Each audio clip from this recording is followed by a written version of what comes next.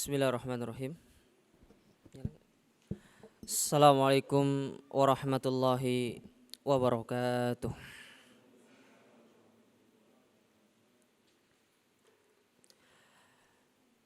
Innal hamdalillah nahmaduhu wa nasta'inuhu wa nastaghfiruh. Wa na'udzu billahi min syururi anfusina wa min sayyiati a'malina.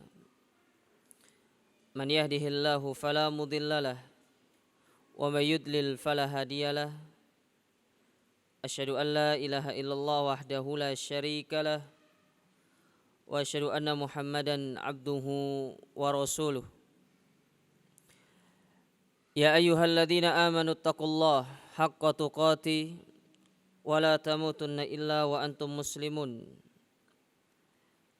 Ya ayyuhalladzina amanu taqullaha wa qulu qawlan sadida yuslih lakum a'malakum wa yaghfir lakum dhunubakum wa man yuti'illaha wa rasulahu faqad faza fawzan 'azima. Amma ba'du fa inna ahsanal kalami kalamullah wa khairal hadi hadiyun nabi sallallahu alaihi wasallam wa syarrul umuri muhdatsatuha fa inna kulla muhdatsatin bid'ah wa kulla bid'atin dhalalah wa kulla dhalalatin finnar. Masyiral muslimin, para ikhwan, para akhwat, jamaah rahimakumullah. Mengawali pertemuan kita pada pagi hari yang berbahagia ini, tidak ada kata yang pantas untuk kita panjatkan dan kita perbanyak, melainkan senantiasa kita bersyukur kepada Allah. Kita memuji Allah Subhanahu wa ta'ala atas segala kenikmatan yang Allah anugerahkan kepada kita sampai saat ini. Nikmat iman, nikmat Islam, nikmat kesehatan, nikmat waktu luang, sehingga kita bisa hadir di tempat yang mulia ini, di salah satu rumah di antara rumah-rumahnya, di salah satu taman di antara taman-taman surga yang ada di dunia. Dan kita berdoa kepada Allah Tabaraka wa ta'ala, semoga kita yang hadir di tempat ini, yang meluangkan waktu untuk datang ke majelis ini, termasuk ke dalam orang-orang yang disabdakan oleh Nabi sallallahu alaihi wasallam dalam hadis beliau, hadis yang sangat masyhur, yang sudah sangat familiar di tengah antum semuanya, di mana Nabi SAW pernah bersabda, wa majtama'a qaumun fi baitin min buyutillah yatluna kitaballah wa yatadarasuna bainahum illa nazalat alaihimus sakinah wa ghasyiyatuhumur rahmah wa hafathumul malaika wa dzakarahumullahu fiman indah. Yang artinya, tidaklah satu kaum, sekelompok manusia, mereka berkumpul di salah satu rumah di antara rumah-rumah Allah, di masjid, yang mana mereka berkumpul. Hadirnya mereka di salah satu rumah Allah tersebut bukan melakukan hal yang sia-sia, bukan berbicara pembicaraan yang tidak berfaedah, bukan berbincang-bincang sesuatu yang tidak memberikan manfaat bagi dunia dan akhiratnya. Tapi yang mereka lakukan, kata Nabi SAW, mereka membaca Al-Quran, membaca hadis Nabi SAW, yang mana itu merupakan petunjuk pegangan hidup seorang muslim selama dia di atas muka bumi ini. Mereka mempelajarinya, mendengarkan penjelasan para ulama terkait dengan apa yang disampaikan, baik itu yang berkenaan dengan firman Allah dan hadis-hadis Nabi tersebut. Maka orang seperti ini, Nabi jaminkan bagi dia 4 hal. Yang pertama, Allah jadikan ketenangan di dalam dirinya, di dalam batinnya. Dan ketenangan batin itu merupakan ketenangan yang hakiki. Ketenangan yang tidak akan pernah sirna. Bukan ketenangan yang fata morgana. Allah sematkan di dalam hati kita. Kemudian yang kedua, Allah limpahkan rahmat-rahmatnya kepada kita. Allah catat bagi kita rahmatnya. Yang ketiga, kita akan dinaungi oleh para malaikat, yang mana mereka hadir di majelis-majelis ilmu tersebut. Dan yang terakhir kata Nabi SAW, dan ini adalah merupakan kenikmatan yang mulia juga, yaitu nama-nama orang yang hadir di tempat tersebut, di majelis ilmu tersebut. Di tempat ini khususnya satu persatu akan disebutkan oleh Allah di hadapan para malaikat. Nama-nama antum disebutkan. Fulan bin Fulan hadir di majelis ilmu yang diselenggarakan di Masjid Jami Mekah. Allah menyuruh malaikat untuk berdoa kepada mereka-mereka yang hadir di majelis ilmu tersebut. Dan semoga kita termasuk ke dalam orang-orang yang akan mendapatkan apa-apa yang dijanjikan oleh Nabi SAW. Para jamaah rahmati dan dimuliakan oleh Allah Subhanahu wa taala. Tema kita pada kesempatan yang berbahagia ini berjudul, judulnya apa?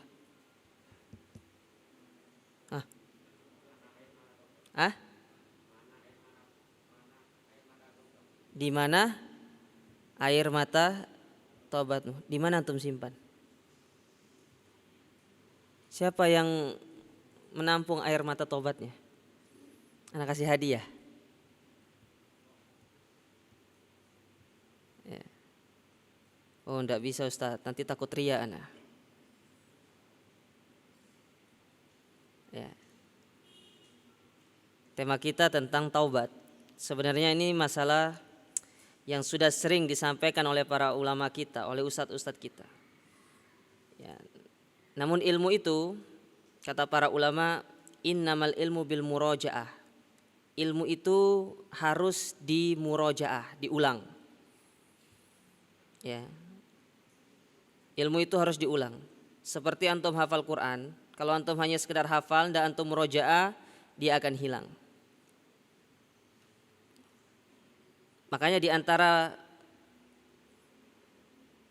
maksud dari ucapan seorang ulama kita yang bernama Ibnu Syihab Az-Zuhri, dalam sebuah ungkapan beliau pernah mengatakan, man romal ilma jumlatan dhahaba anhu jumlah wa innama yutlabul ilmu ala marril ayyami wal layali. Barang siapa yang menuntut ilmu secara sekaligus, dia satu hari belajar ingin jadi ulama, maka ilmu itu pun akan pergi dari dirinya secara sekaligus pula. Tapi namanya ilmu itu dituntut dengan berhari-hari, ya, bermalam-malam, bertahun-tahun, bahkan tulu hayati, seperti nasihat Imam Syafi'i, sepanjang hidup kita.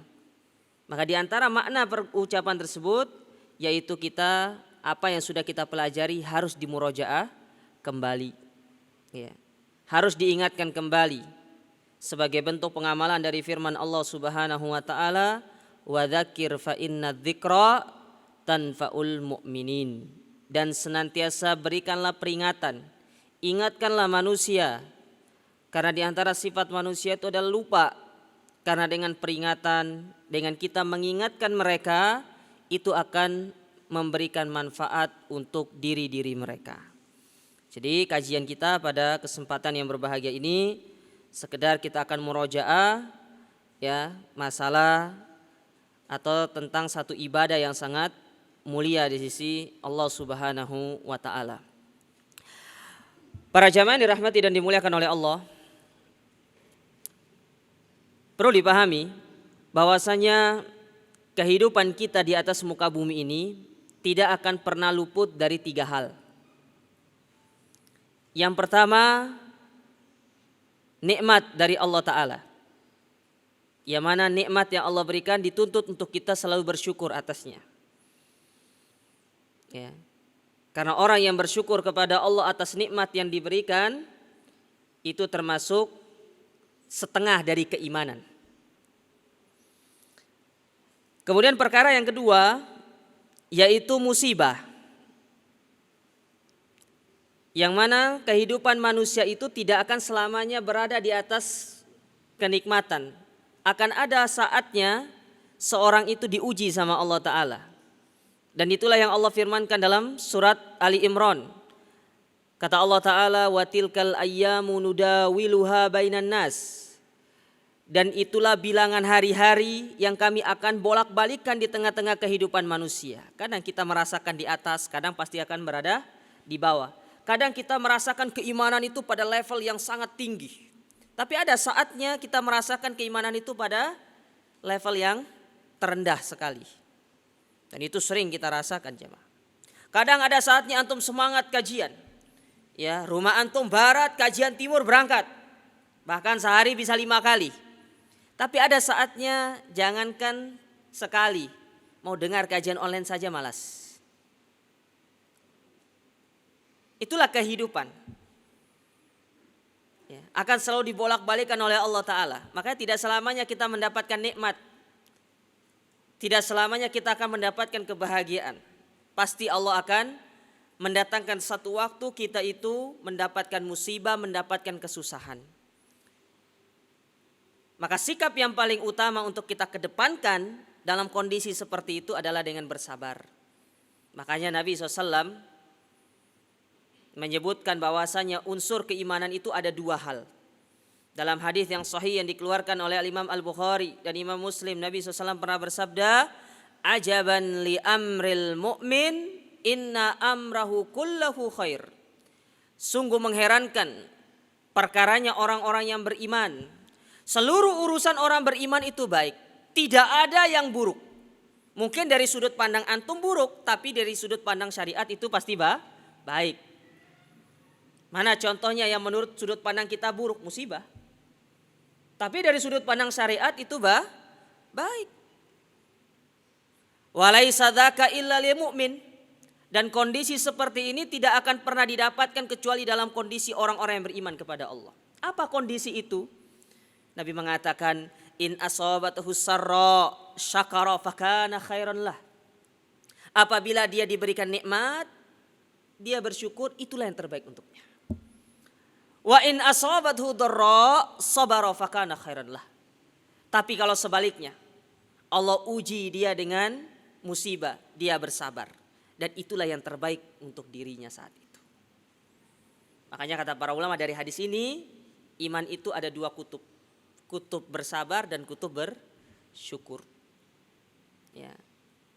Maka barang siapa yang bisa merealisasikan 2 ini dalam kehidupannya, maka sungguh dia telah bisa merasakan keimanan yang sangat luar biasa di dalam dirinya. Sedangkan perkara yang ketiga, dan ini akan menjadi topik kita pada kesempatan yang berbahagia ini, bahwasanya manusia itu tidak akan pernah lepas dari yang namanya dosa. Maka setiap dosa yang kita lakukan, entah itu dosa besar ataupun dosa kecil, ya dosa syirik sekalipun, maka sikap yang paling utama untuk kita kedepankan adalah kita kembali bertobat dan beristighfar kepada Allah Subhanahu wa Ta'ala. Jamaah rahimakumullah, tobat itu merupakan satu kewajiban yang harus senantiasa dilakukan oleh seluruh manusia sepanjang hidupnya. Makanya dalam istilah para ulama, at-taubatu itu wazifatul umur min bidayatihi ila nihayatihi. Taubat itu adalah kewajiban seumur hidup dia. Sejak dia dilahirkan di atas muka bumi ini sampai dia dimasukkan ke dalam liang lahatnya. Ya. Sampai dimasukkan ke liang lahatnya.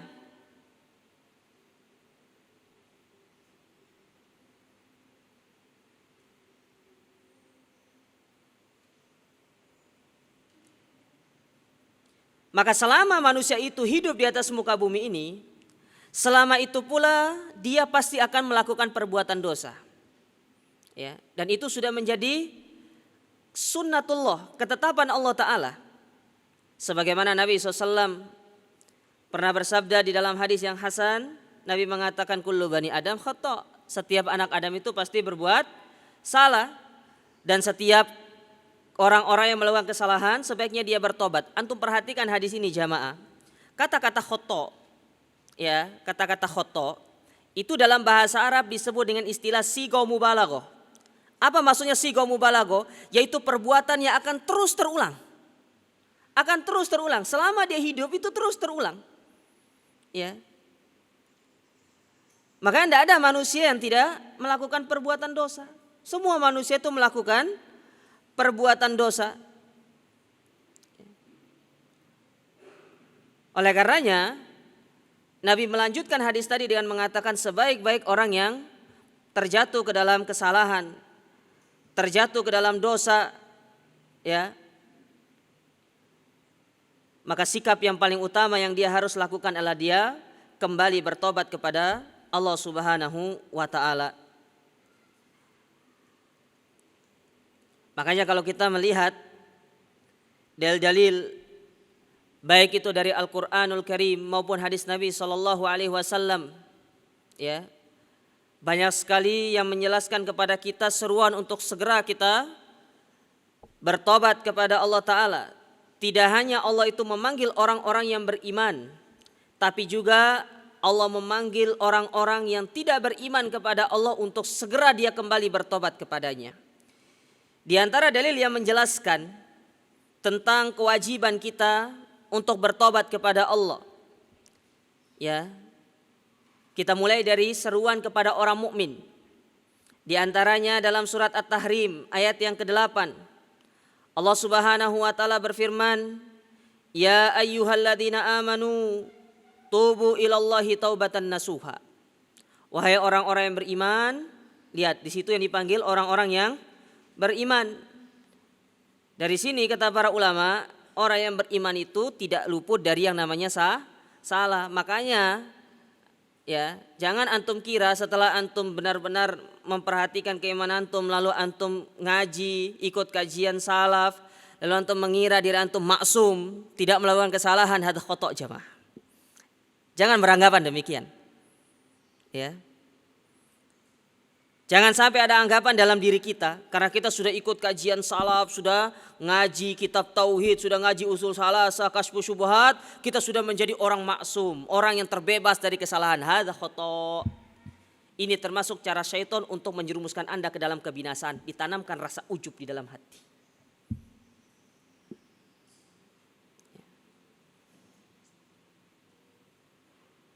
Waspada langkah-langkah syaitan, karena syaitan itu tidak senang kepada orang-orang yang bertobat. Ya. Tidak senang kepada orang-orang yang bertobat. Makanya dia terus berupaya bagaimana menjadikan dahulunya yang kita berada di dalam kubangan dosa, dalam kubangan maksiat, dia terus merayu kita untuk kembali melakukan perbuatan tersebut. Berbagai macam cara. Makanya ada sebuah kitab yang berjudul Talbis Iblis, jeratan-jeratan syaitan. Dilihat dari mana si orang ini bisa ditipu, dari mana si orang ini bisa disesatkan lagi. Kalau dari harta tidak bisa, dilihat dari ternyata orang ini gampang ditipu, gampang disesatkan dari sisi game. Hati-hati itu. Ada orang dia mungkin dia tidak tertarik kepada misalkan maksiat-maksiat, tapi kalau main gamenya jalan terus gitu kan ya, sampai lupa waktu. Akhirnya sholatnya injury time gitu kan. Ya, ngajinya online. Ya. Akhirnya karena kehabisan apa? Kehabisan kuota, pergi ke Giras, nongkrong beli kopi, dapat wifi gratis. Lama-lama maksiat terus lagi. Nah, ya kira setan itu tidak tidur jemaah. Dilihat, dipantau setiap hari, antum dipantau. Apa ya yang cocok orang ini ya? Kayaknya kalau game gak cocok ya. Jabatan tidak, wanita tidak ya. Akhirnya apa? Diarahkan kepada hal-hal yang mubah. Yang mubah, tapi dijadikan orang itu berlebih-lebihan. Ya. Dijadikan orang itu berlebih-lebihan. Maka waspada. Ya. Mana contoh berlebih-lebihan? Sepedaan itu mubah jemaah. Tapi kalau untuk sepeda dari pagi sampai malam ya berlebih-lebihan namanya itu. Jam 2 malam sepeda. Akhirnya kena tabrak. Ya. Maka Islam itu proporsional. Tidak meremehkan, tidak berlebih-lebihan, tengah-tengah. Ya. Tengah-tengah. Dalil yang lain masih kaitannya dengan orang mukmin. Dalam surat An-Nur ayat yang ke-31 kata Allah Ta'ala, wa tubu ilallahi jami'an ayyuhal mu'minun la'allakum tuflihun. Dan bertobatlah kalian kepada Allah, wahai orang-orang mukmin seluruhnya, tidak terkecuali seluruhnya, tua muda, ya, laki wanita, besar kecil, kaya miskin, pejabat rakyat jelata, semuanya kalau mereka mukmin bertobat sama Allah Ta'ala. Siapapun kita, anak presiden tidak perlu tobat. Justru presiden harus banyak tobat. Ya. Yang menjadi pemimpin itu yang harus banyak tobat. Karena bisa jadi di saat dia menjadi pemimpin banyak dia berbuat zalim kepada rakyatnya. Makanya kata Syekhul Islam Ibnu Taimiyah di dalam sebuah ungkapan beliau dalam kitab Majmu' Fatawa, ya, beliau memuji seorang pemimpin yang bertakwa kepada Allah. Ya. Dipuji sama Syekhul Islam Ibnu Taimiyah. Bahkan Ibnu Taimiyah mengatakan seorang pemimpin yang dia itu memperhatikan rakyatnya, memperhatikan bawahannya, yang dia mengayomi masyarakatnya, dia merupakan afdalul mujahid fi zamanihi. Seorang mujahid yang paling afdal di zamannya. Karena dia mengorbankan kebahagiaan dirinya untuk kebahagiaan halayak ramai. Namun terkadang kita dapati banyak kekurangan dari pemimpin kita, maka doakan mereka. Ya. Dalam ayat yang lain,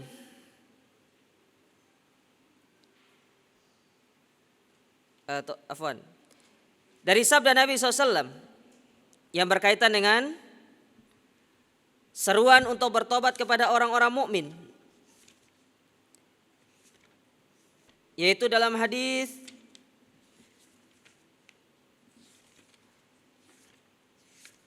yang dikeluarkan dari sahabat Al-Aghar bin Yasar Al-Muzani, yang mana hadis ini dikeluarkan oleh Imam Muslim, nomor hadis 2702.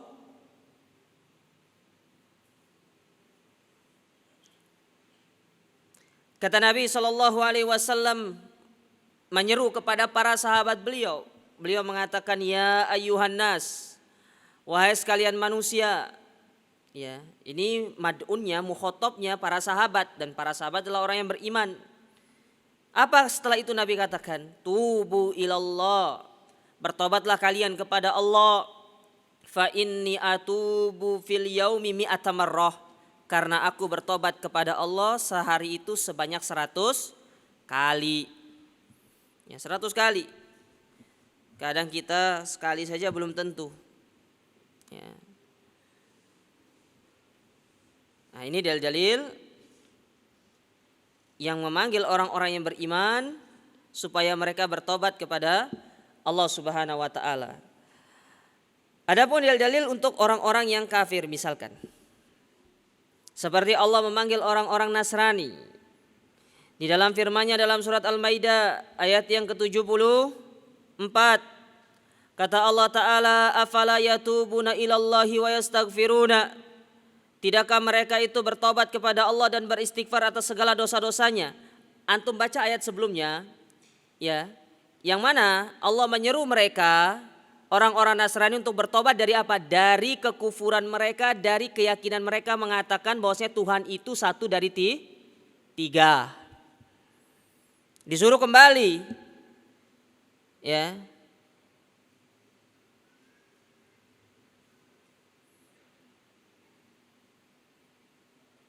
Masuk ke dalamnya juga yang mereka mengatakan Isa itu anak Tuhan.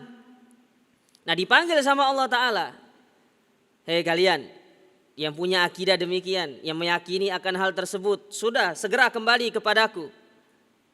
Bertobat kepadaku dan minta ampun dari segala dosa-dosa yang pernah kalian lakukan. Wallahu ghafurur rahim. Karena kalau kalian mau meminta ampun, kalian mau bertobat, sesungguhnya Allah itu Maha Pengampun lagi Maha Penyayang. Makanya kata para ulama, sebesar apapun dosa yang dilakukan oleh orang-orang kafir, kalau dia masuk ke dalam Islam, maka dosanya diampuni sama Allah Subhanahu wa taala. Ya, kalau orang kafir saja demikian, apalagi kita orang mukmin. Nahnu aula minhum, kita lebih utama jamaah. Ya, kita lebih utama. Ayat yang lain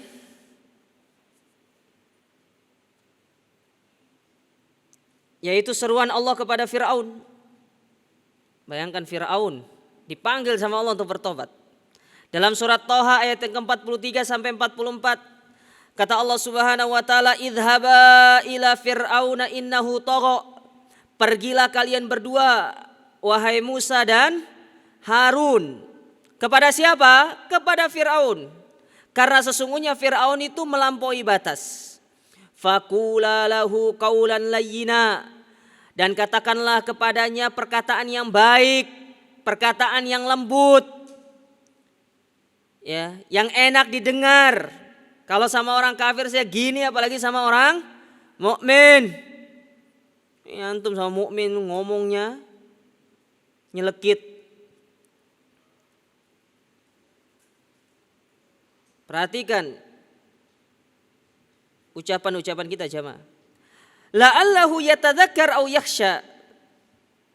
Siapa tahu dia itu mau sadar dan dia takut kepada Allah. Padahal Allah itu tahu, pasti Firaun itu tidak mau beriman. Dia tidak mau bertobat. Tapi di sini Allah perintahkan Musa dan Harun untuk menyeru kepada Firaun supaya dia bertobat kepada Allah Ta'ala.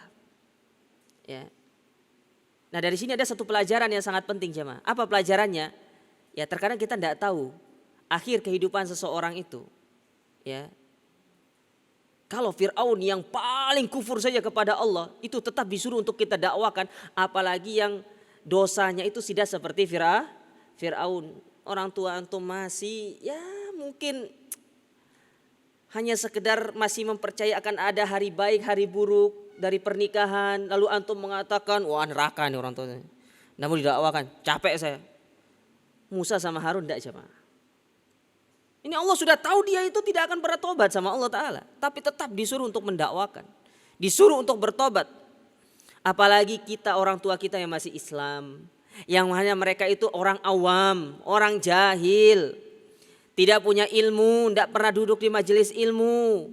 Antum yang duduk di majelis ilmu, jangan menganggap mereka itu seperti Fir'aun. Khotok jemaah. Ana tidak suka orang seperti ini dan para ustadz yang lain tidak senang melihat thalabul ilmi seperti ini kepada orang-orang yang ingin didakwahkan. Nabi tidak seperti itu jemaah. Ya.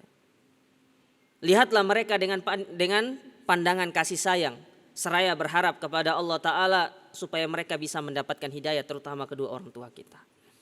Ya. Taib. Kemudian ayat yang lain, seruan kepada orang-orang munafik untuk mereka bertobat dari kemunafikan mereka dalam surat An-Nisa ayat yang ke-145 sampai 146. Di mana Allah Subhanahu wa taala mengatakan innal munafiqina fid darkil asfali minan nar. Sesungguhnya orang-orang munafik itu Allah tempatkan pada tingkatan neraka yang paling bawah. Ya. Jadi kalau neraka itu darokat, turun ke bawah. Tapi kalau surga itu namanya darojat, naik ke atas. Antum harus beda-bedakan ya.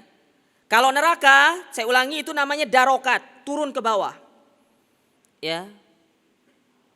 Makanya kalau ada orang masuk neraka tapi neraka paling atas, itu berarti nerakanya paling ringan. Contoh Abu Thalib. Dia di neraka yang paling atas.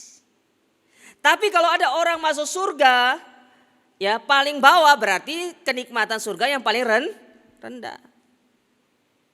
Ya. Nah kata Allah Ta'ala di sini, sesungguhnya orang-orang munafik itu diancam, diletakkan di tingkatan neraka yang paling bawah, walam tajid lahum nasiro, dan mereka tidak akan pernah mendapatkan penolong.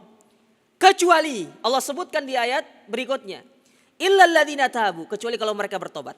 Jadi ayat ini sifatnya ancaman.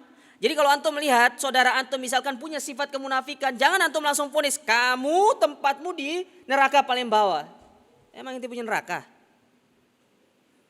Tidak boleh seperti itu. Ingat, al-ibratu ya bikamalin nihaya la binuksol bidaya.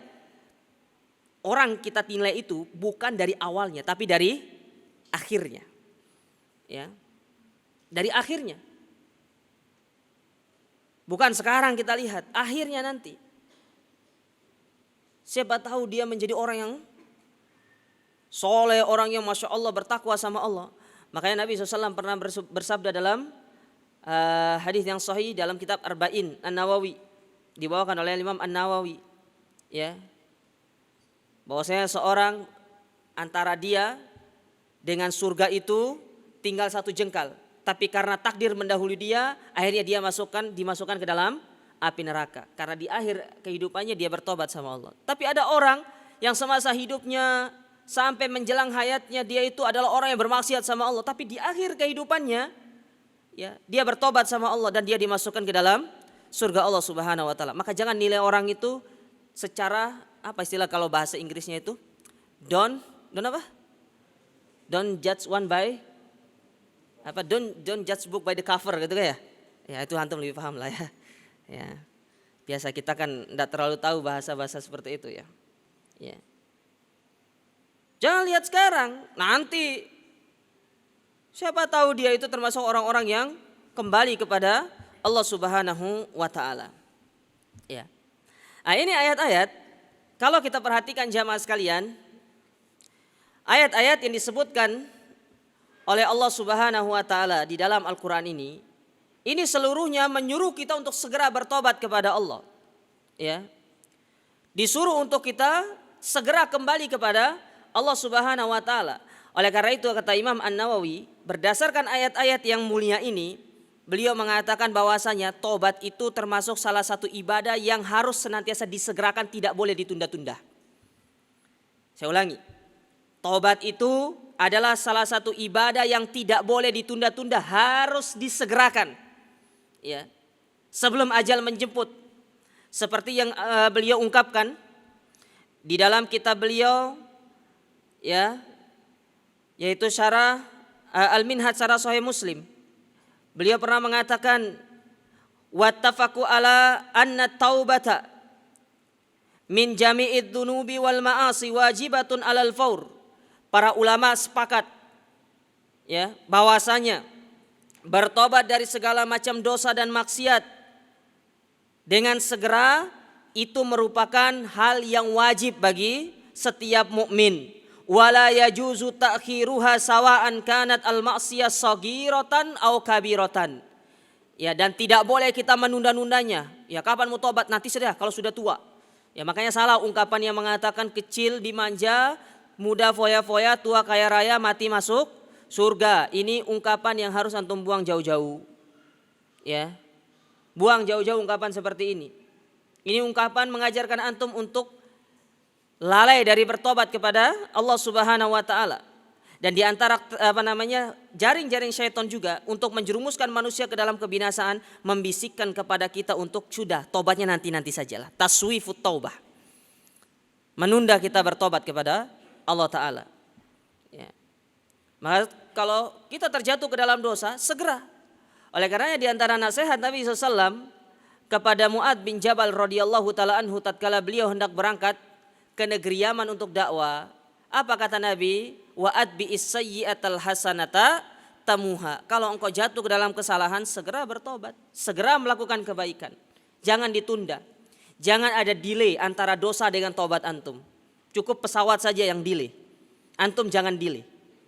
Karena tatkala antum delay bisa jadi di saat itu Allah mencabut nyawa kita para jamaah sekalian. Dan tatkala Allah mencabut nyawa kita dalam kondisi kita masih melakukan dosa, belum kita bertobat kepada Allah, berarti itu termasuk tanda su'ul khotimah. Wa na'udzubillah. Ya, ini bahaya. Makanya jangan main-main dengan dosa. Ya, jangan main-main dengan menunda-nunda tobat. Ya, segera kalau ada kesempatan, ya, kalau ada kesempatan yang Allah berikan kepada kita, jangan ditunda-tunda. Ingat, tatkala Allah membukakan kesempatan kita untuk beramal jamaah, jangan kita menunda-nundanya. Karena bisa jadi setelah kesempatan itu, Allah tidak akan pernah membukakan lagi kesempatan itu untuk diri kita kedua kalinya. Nah, segera kembali sama Allah Ta'ala. Ya.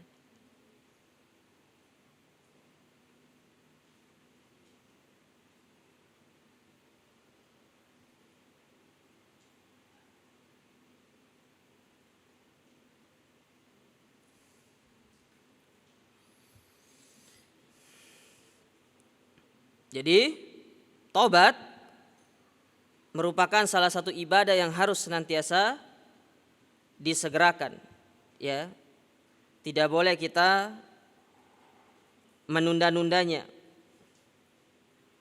Ya. Dan tobat ini para jamaah sekalian merupakan ibadah yang sangat agung. Ibadah yang sangat dicintai oleh Allah Subhanahu wa taala. Bahkan saking cintanya Allah kepada ibadah ini, disebutkan oleh Nabi sallallahu alaihi wasallam dalam hadis yang dikeluarkan oleh Al-Imam Muslim dari sahabat Abu Hurairah radhiyallahu taala anhu, di mana Nabi pernah mengatakan, walladzi nafsi biyadi, demi zat yang jiwaku berada di tangannya, laulam tudnibu la dhahaballahu bikum, kalau sekiranya kalian tidak melakukan dosa, maka Allah akan membinasakan kalian. Allah akan menghilangkan kalian di atas muka bumi ini. Wala jaa biqaumin yudnibuna, maka Allah akan datangkan satu kaum yang mereka melakukan dosa, fayastaghfiruna wa yaghfirullahu lahum. Lalu mereka meminta ampun kepada Allah dan Allah pun akan mengampuninya. Ya. Ya, Allah cinta kepada ibadah yang sangat mulia ini.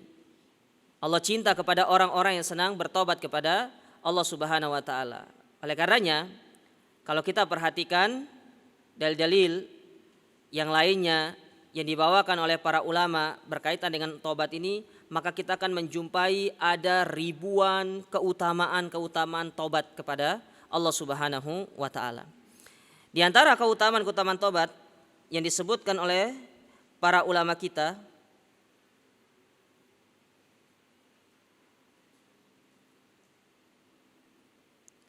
yang pertama, taubat itu sebab meraih kecintaan Allah. Taubat itu sebab meraih kecintaan Allah Subhanahu wa taala. Kata Allah Subhanahu wa taala di dalam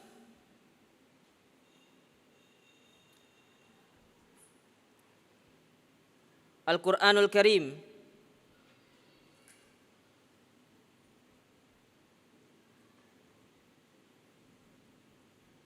dalam surat Al-Baqarah ayat yang ke-222, kata Allah Ta'ala, innallaha yuhibbut tawabin wa yuhibbul mutatahhirin. Sesungguhnya Allah itu mencintai orang-orang yang senantiasa bertobat kepadanya. Ya, kita itu pingin dicintai sama Allah jamaah. Namun permasalahannya seperti yang diungkapkan oleh Imam Ibnu Qayyim di dalam kitab beliau mengatakan laisa sya'nu an tuhib walakinna sya'nu an tuhab. Permasalahannya bukan kita itu yang mengaku cinta, tapi apakah kita juga dicintai oleh orang-orang atau siapapun yang kita cintai tersebut. Nah, kita sekarang mengaku cinta sama Allah Ta'ala. Namun pertanyaannya, apakah Allah pun mencintai kita? Ya.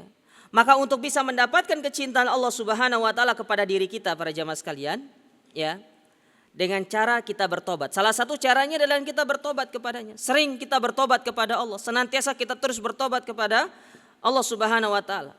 Bayangkan Nabi SAW saja dalam hadis yang kita sebutkan tadi, beliau bertobat 100 kali dalam sehari. Bagaimana beliau tidak menjadi orang yang sangat dicintai oleh Allah Subhanahu wa taala? Bagaimana beliau tidak diangkat menjadi kekasih Allah? Ya. Makanya kita sebagai hamba yang ingin dicintai oleh Allah, maka di antara cara untuk bisa meraih kecintaan tersebut, perbanyak kita bertobat kepada Allah. ada atau tidak ada dosa yang antum lakukan, terus bertobat kepada Allah Subhanahu wa taala. Jadi bertobat itu jangan hanya tunggu tatkala melakukan dosa saja. Ya, saya tidak mau tobat lah kalau saya tidak melakukan dosa. Tapi dalam kondisi kita tidak berdosa, lebih-lebih dalam kondisi kita melakukan dosa, kita itu disuruh untuk terus bertobat kepada Allah Subhanahu wa taala. Karena itu dapat mendatangkan kecintaannya kepada kita. Kita ingin dicintai sama Allah. Karena tatkala Allah sudah mencintai kita jamaah, wallah, ya, tatkala Allah sudah menematkan kecintaannya ke dalam hati kita, ya, keutamaan yang sangat luar biasa yang akan kita dapatkan. Ya, Allah jadikan penduduk langit dan bumi mencintai kita, menghargai kita, menghormati kita karena kita dicintai sama yang ada di langit sana. Ya.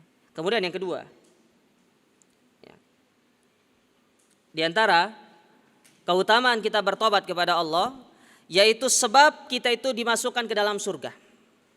Sebab kita dimasukkan ke dalam surga. Seperti yang Allah firmankan di dalam surat At-Tahrim tadi. Ya. Seperti yang Allah firmankan dalam surat At-Tahrim tadi. Di mana Allah Subhanahu wa taala berfirman, "Ya ayyuhalladzina amanu tubu ilallahi taubatan nasuha." Wahai orang-orang yang beriman, bertobatlah kalian kepada Allah dengan taubatan yang nasuha. Seharusnya gini jamaah ya. Kan dosa itu salah satu bentuk kesalahan. Nah, tobat itu untuk kita menebus kesalahan kita. Harusnya kan impas kosong-kosong harusnya. Antum berbuat salah sama orang nih. Antum minta maaf. Berarti kan sudah impas kan? Kosong-kosong kan? Tapi di antara kasih sayang Allah kepada kita, ya, setelah Allah mengampuni dosa kita melalui tobat, Allah berikan kita bonus. Inilah kata para ulama, ya, mereka sering mengatakan di antara bentuk kemurahan Allah kepada hamba-hambanya, Allah itu tidak pelit kepada hamba-hambanya. Bahkan dalam kondisi kita berdosa, kalau kita bertobat saja Allah masih kita kasih bonus. Apalagi kalau kita melakukan satu amal ibadah, maka bonusnya pasti lebih banyak lagi. Ya. Apa kata Allah Ta'ala ketika melanjutkan ayat ini? Asa rabbukum ayyukafir ankum sayyiatikum. Kalau dengan kalian bertobat, semoga Allah mengampuni dosa-dosa kalian. Allah tidak titik sampai di situ firman-Nya. Tapi Allah lanjutkan dengan mengatakan wa yudkhilakum jannat, dan Allah akan memasukkan kalian ke dalam surga yang mengalir di bawahnya sungai-sungai.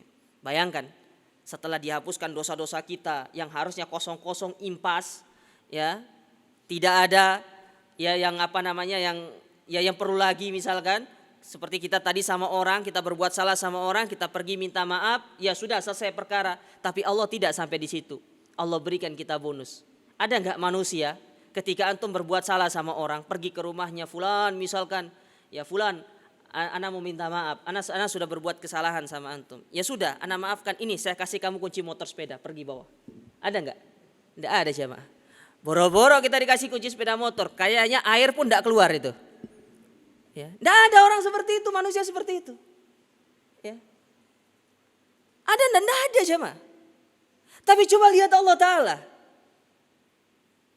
Sudah kita durhaka, sudah kita maksiat sama Allah, syirik lagi sama Allah Ta'ala. Tobat sama Allah Ta'ala, Allah ampuni. Tidak sampai di situ. Nih surga buat kalian. Tidak main-main. Bukan hanya diberikan apa, ini loh satu gelas air. Tidak, Allah tidak berikan satu gelas air. Tidak, Allah berikan, ya, ini loh tanah 2 hektar, bukan. Tapi Allah berikan surga yang luasnya itu seluas langit dan bumi. Ya. Seluas langit dan bumi. Yang mana kalau kita berbicara tentang surga, kita sering mendapati ketika Allah menggambarkan tentang surga, Allah selalu menggunakan kata-kata ardun. Ain, ro, dan dot. Yang mana kalau dalam bahasa Arab, ardun itu lebar. Kalau lebarnya surga saja seluas langit dan bumi, bagaimana panjangnya? Allah mengambil sesuatu yang paling pendek untuk menggambarkan tentang nikmatnya Allah Ta'ala, nikmat Allah Ta'ala berupa surga. Bagaimana dengan panjangnya? Yang mana pasti panjang itu lebih panjang daripada lebarnya. Ya. Ada nggak ceritanya lebar lebih panjang daripada panjangnya? Tidak ada jemaah. Antum belajar matematika, belajar masalah ya luas ya, masalah luas pasti panjang kali lebar. P itu pasti lebih besar meskipun hanya 1 senti. Kalau P-nya pendek bukan P namanya pasti L. Ya. Tidak sampai di situ Allah Ta'ala itu tidak hanya sekedar menghapuskan dosa. Ini lo surga dikasih. Kita jangankan sepeda motor, jangankan HP, misalkan jangankan apa, misalkan kasih ini, kasih rumah.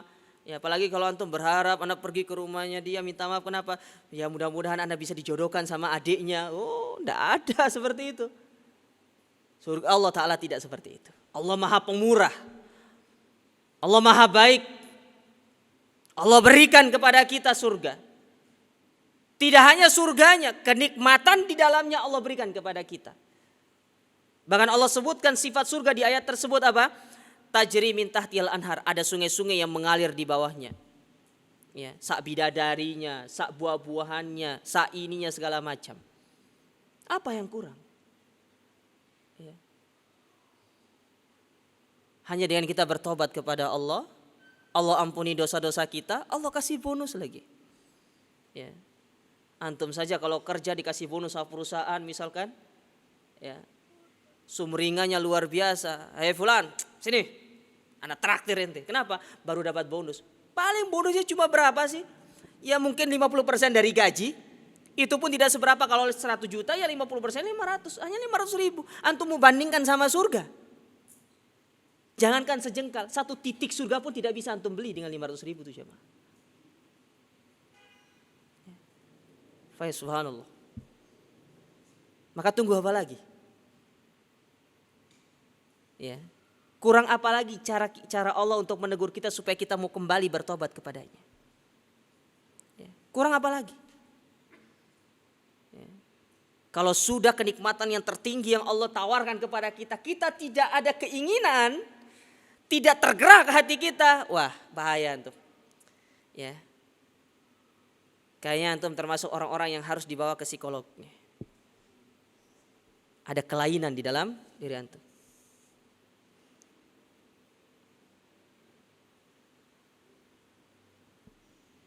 Dikasih ultimatum mana nih? Materinya masih panjang nih. Ya, kita lanjutkan. Yang ketiga, di antara keutamaan taubat, ya.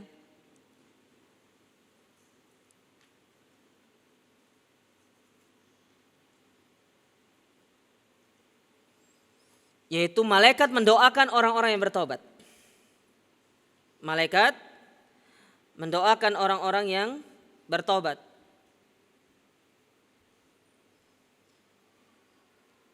Seperti yang Allah Subhanahu wa taala firmankan dalam surat Ghafir.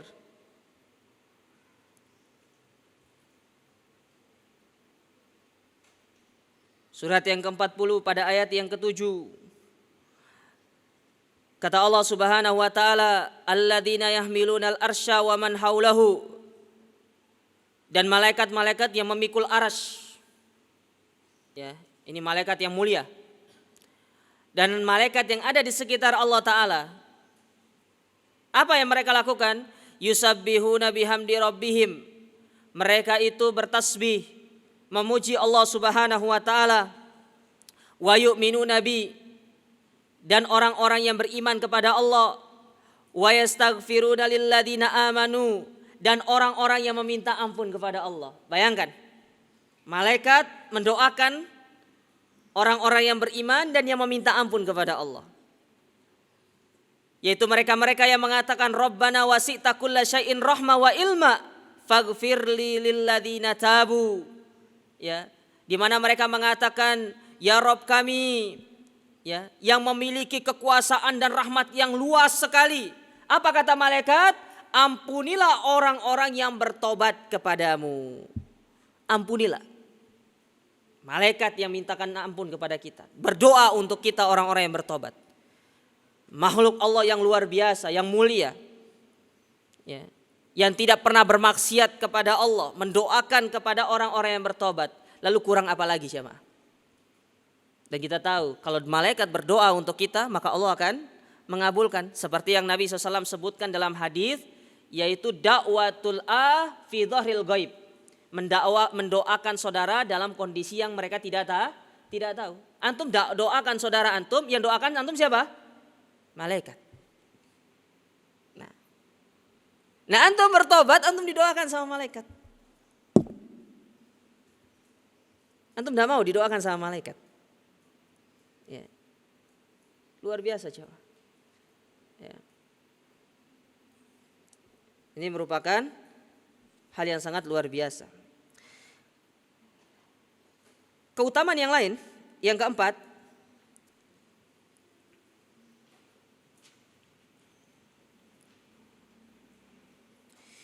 bahwasanya taubat itu termasuk salah satu kunci rezeki.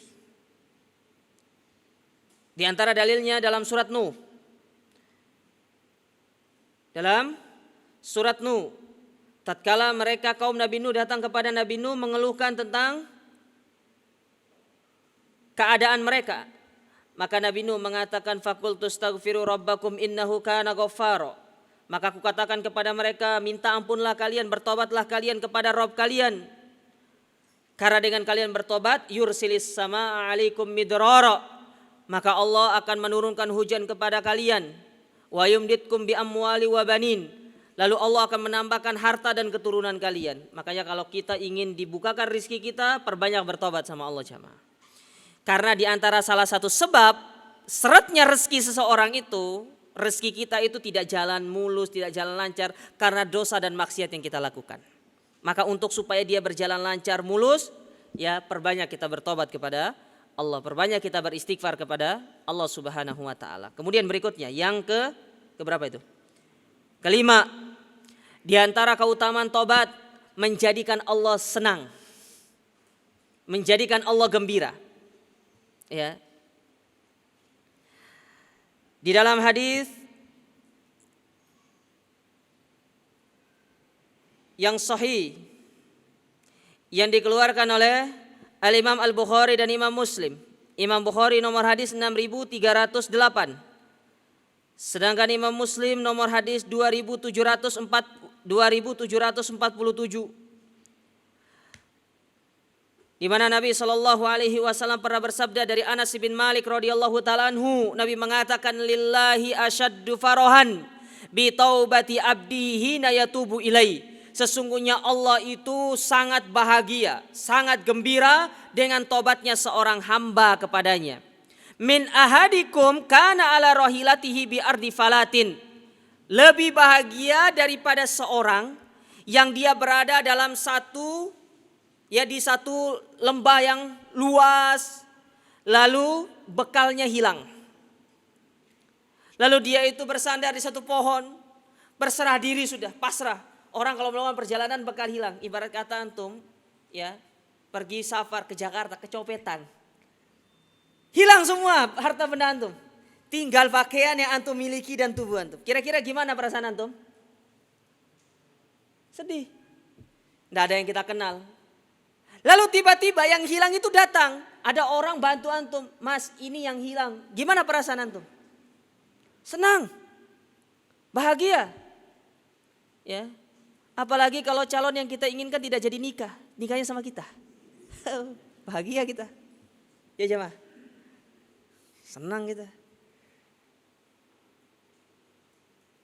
Dapat kabar. Apa? Kenapa kamu sedih?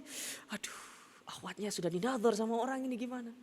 Akhirnya mulai hari ini dia berdoa, ya Allah semoga tidak ya Allah. Semoga gak jadi ya Allah. Tahu-tahunya datang kabar, gak jadi. Alhamdulillah, bahagia. Ya. Makanya jangan telat. Ya. Segera. Ya. Kita kehilangan barang, sudah lama barang itu hilang dari diri kita, barang itu barang yang kita cintai misalkan. Ya entah apa itu, tiba-tiba suatu ketika kita temukan barang itu. Luar biasa bahagianya. Ya. Bahkan saking bahagianya orang ini, kata Nabi SAW, sampai-sampai dia mengatakan dengan perkataan yang parah. Ya, tapi Allah memaafkan karena dia dalam kondisi yang sumringah, dalam kondisi kebahagiaan yang tiada tara. Kata dia, Allahumma anta abdi wa ana rabbuk. Saking bahagianya, ya Allah engkau adalah hambaku, aku Robmu. Harusnya dia mengatakan aku hambamu, engkau adalah Robku. Harusnya begitu. Tapi karena saking bahagianya, ketelisut lisannya. Ya. Engkau hambaku, aku Tuhanmu. Ini ucapan kafir. Kufur pernyataan seperti ini jamaah. Tapi karena dia saking bahagianya, dia salah ucap. Makanya Nabi mengatakan apa? Akhto'a min syiddatil farah. Dia salah karena terlalu bahagia. Ya, ibarat antum itu ya, mendapatkan ya akhwat yang pingin antum sudah incar lama-lama, antum tidak tahu antum memegang apa, ya. Bahkan sampai ijab kabulnya 10 kali pun salah terus. Ya. Nah, kalau ada teman antum yang seperti itu, antum bilang sama teman, mundur, biar ana aja yang maju gitu kan. Ya. Taib. Kemudian yang lain. Keutamaan yang lain.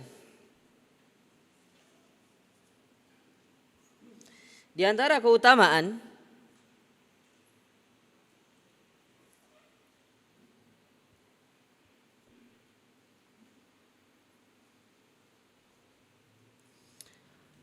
seorang itu bertobat kepada Allah Subhanahu wa taala.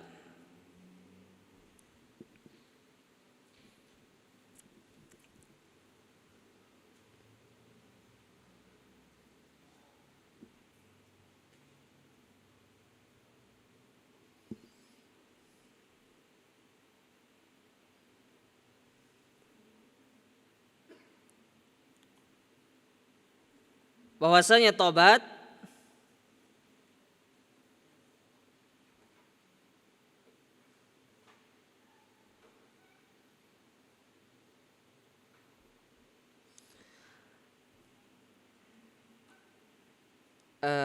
bahwasanya Allah akan mengganti keburukan dengan kebaikan. Allah akan mengganti segala keburukan kita dengan kebaikan. Seperti yang Allah firmankan dalam surat Al-Furqan ayat yang ke-70. Kata Allah Ta'ala, illa man taba wa amana wa amilas amalan salihan. Kecuali mereka-mereka yang bertobat, beramal soleh, dan beriman kepada Allah, faulaika yubaddilullahu sayyiatihim hasanat. Maka mereka itulah yang akan digantikan keburukan-keburukan yang pernah mereka lakukan dengan kebaikan. Allah ganti. Ya. Allah ganti keburukan-keburukan mereka dengan kebaikan. Ya. Wa kana Allahu ghafurur rahima, dan Allah itu Maha Pengampun lagi Maha Penyayang. Ini banyak sekali para jamaah sekalian ya. Kalau kita berbicara tentang keutamaan tobat, yang mana kalau kita sebutkan secara keseluruhan, ya bisa jadi waktunya tidak cukup. Nanti bisa antum baca ya dalam buku yang berjudul At-Taubatu ilallah maknaha haqiqatuha wa fadluha wa syurutuha, yang ditulis oleh Fadilatul Syekh Dr. Saleh bin Ghanim As-Sadlan ya. Nanti antum bisa baca di buku tersebut. Taib. Mengingat atau melihat tobat ini memiliki keutamaan yang sangat banyak para jamaah sekalian, maka jangan sampai seseorang itu dia meremehkan ibadah yang satu ini. Makanya benar kata para ulama tadi, diantaranya apa kata Imam An-Nawawi, bahwasanya tobat itu merupakan salah satu kewajiban yang harus disegerakan, tidak boleh ditunda-tunda, mengingat mengingat perkara tobat ini memiliki keutamaan yang sangat luar biasa. Timbul pertanyaan dalam diri kita, apa itu tobat? Nah, apa itu tobat? Karena kita murojaah pasti antum tahu. Saya mau jawab, saya kasih hadiah. Mana hadiah saya? Apa itu tobat jemaah? Saya kasih minyak wangi.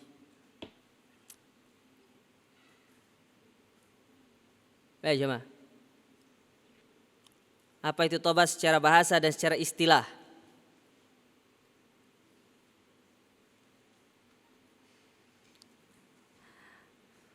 Ana yakin antum tahu, tapi antum tawadu.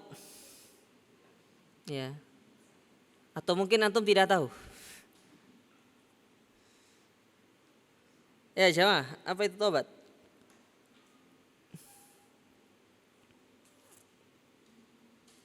Ya, Fadol, silakan. Pulang kemana Pak? Oh, kira pulang ke rumahnya. Itu secara bahasa atau secara istilah? Bahasa. Kalau secara istilahnya apa?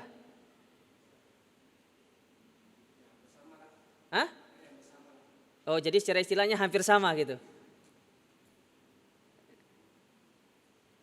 Secara istilah hampir sama ya. Baiklah, Mas. Ya, karena sudah mau menjawab. Ya, betul. Tolong dikasihkan. Ya. Taib, tobat secara bahasa ya itu banyak sekali ya. Di antaranya apa yang disebutkan oleh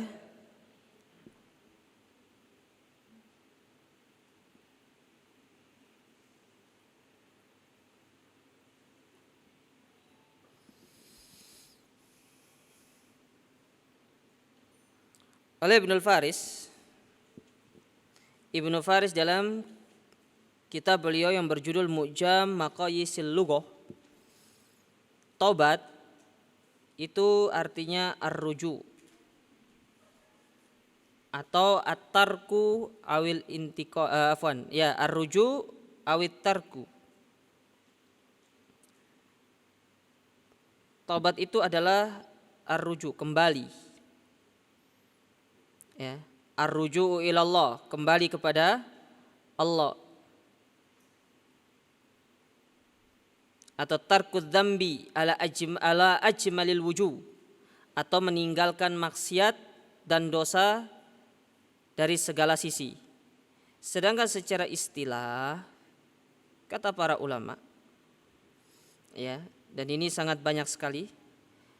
Di antaranya apa yang disebutkan oleh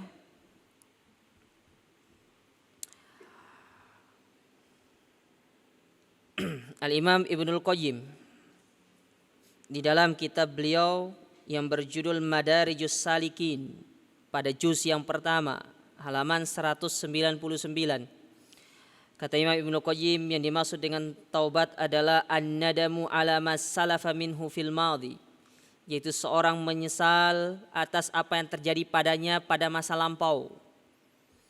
Menyesal atas apa yang terjadinya pada masa lampau.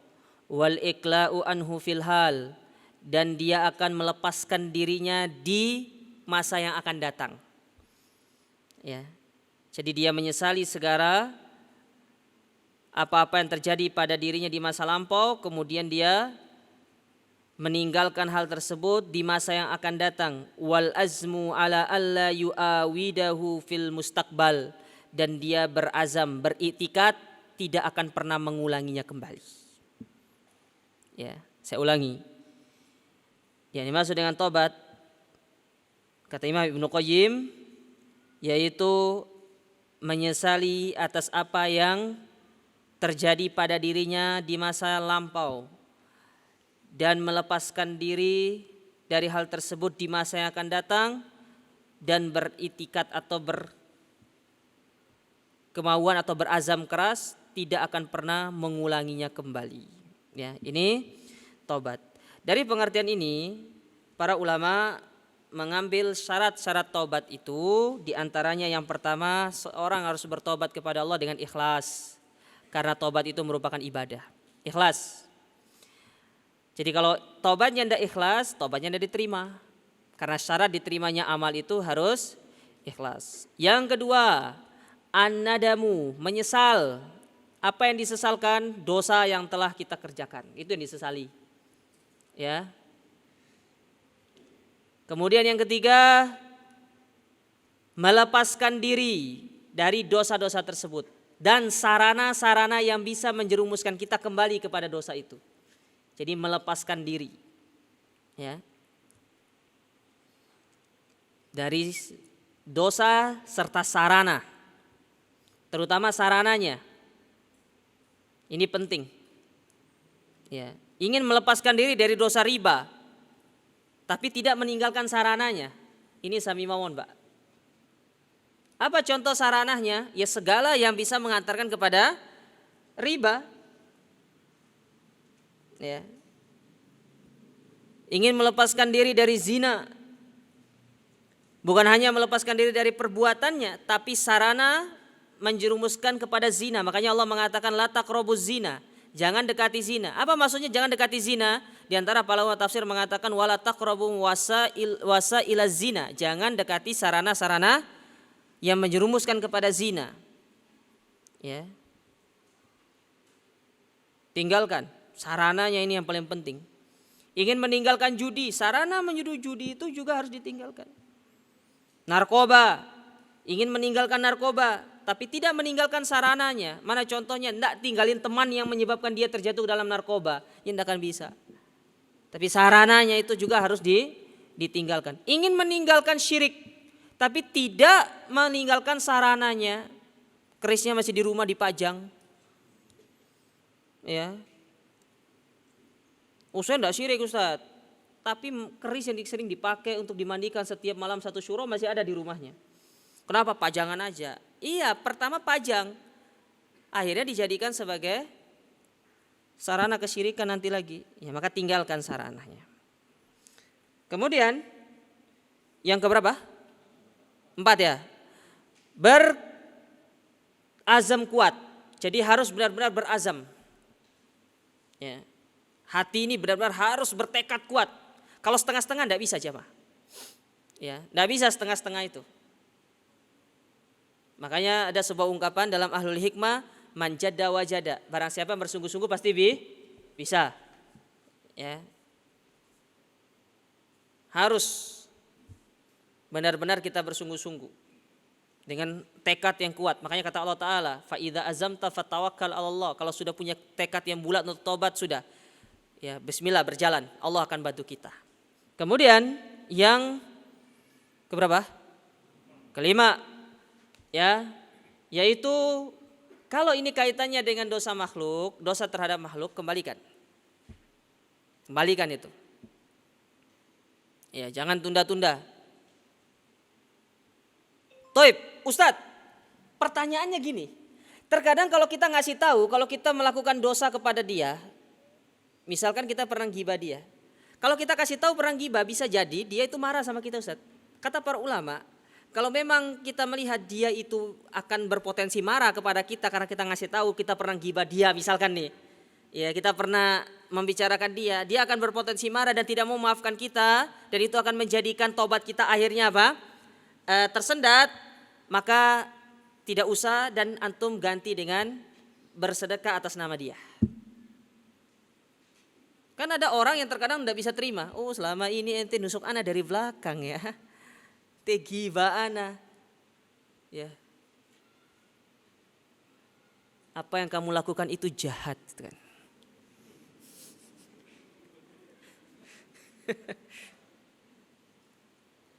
Iya toh. Akhirnya apa? Lo gue N. Ya, hilang yang traktir anak nanti. Kalau gitu enggak usah. Antum doakan dia, antum sedekah untuk dia. Ya, antum sedekah. Karena ada maslahat yang harus dijaga. Ada kemaslahatan yang harus dijaga supaya tidak daripada retak kemudian nanti akan menimbulkan fitnah. Ya, makanya dalam sebuah kaidah itu apa? Darkul mafasid muqaddamu ala jalbil masalih. Darul mafasid muqaddamu ala jalbil masalih. Menghindari keburukan yang lebih besar itu lebih utama daripada hanya mengharapkan maslahat yang kecil. Ya. Dalam kasus ini berlaku seperti itu. Ya, maka enggak usah. Nanti daripada perang dunia keempat. Jangan. Perang di medsos. Gini. Enggak usah. Akhirnya apa nanti? Banyak keburukan berikutnya akan terjadi. Mungkin dia pernah berbuat baik sama kita, dia akan mengungkit-ungkit pemberiannya. Itu dia orang nggak tahu terima kasih. Ana bantu dia gini. Akhirnya dapat pahala dia.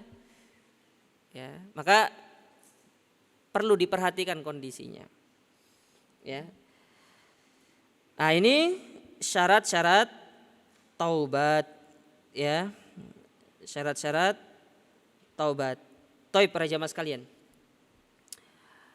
Berbicara tentang taubat ini, biasanya setelah taubat terbitlah hijrah. Setelah hijrah akan terbit berikutnya adalah kita butuh yang namanya istiqomah. Istiqomah setelah taubat itu, ya, Itu penting jemaah. Ya, penting. Akan tetapi Nabi pernah mengatakan dalam satu hadis, beliau mengatakan istaqimu walan tuhsu. Beristiqomalah kalian, namun kalian pasti tidak akan bisa. Ya, bahwasanya kita ini sebisa sekuat apapun kita berusaha untuk beristiqomah dari tobat kita, dalam hijrah kita, dalam tobat dan hijrah kita, pasti di satu sisi akan ada masa-masa kita itu akan kembali lagi melakukan perbuatan dosa tersebut. Dan itu hal yang lumrah, wajar. Hal yang wajar, ya. Karena Nabi pernah mengatakan likulli amalin sirrotan walikulli sirrotun fatrotan. Setiap ibadah, setiap amal ibadah itu ada masa kita giat, ada masa kita futur.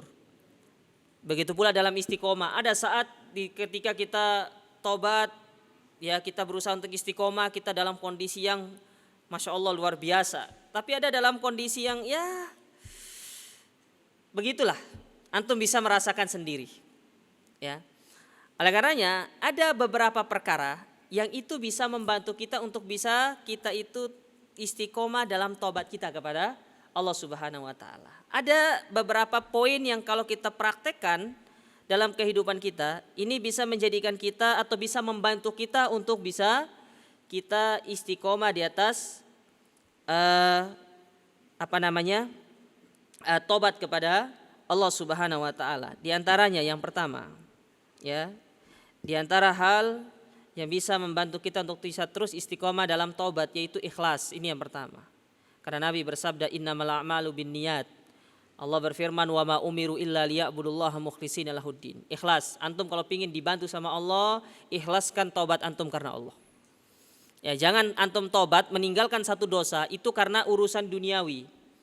Mana contoh urusan duniawi?